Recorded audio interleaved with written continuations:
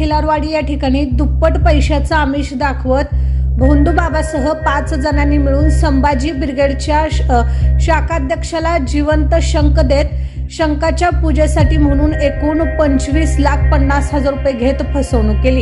या प्रकरणी भोंदूबाबा आरोपी सूरज पोपट पारसे राहणार कोळेगाव तालुका माळशिरस याला न्यायालयाने 3 दिवसांची पोलीस कोठडी दिली। पोलिसांना या गुन्ह्यात मेघराज आवतडे उर्फ बाबा पाटील राहणार माळशिरस, अनिल मोरे राहणार अकलूज व सलीम शेख राहणार कर्नाटक यांची नावं निष्पन्न झालीत, तर यातील अनोळखी महिलेचे नाव अद्याप निष्पन्न झाले नसल्याची माहिती सांगोला पोलीस स्टेशनचे पोलीस निरीक्षक भीमराव खंदाळे यांनी 6 एप्रिल रोजी सकाळी 10:30 वाजण्याच्या सुमारास माध्यमांशी बोलताना दिले। सदरची फसवणूक हे 21 ते 24 फेब्रुवारी दरम्यान झाल्याचं पोलीस निरीक्षक खंदाळे म्हणाले आहेत।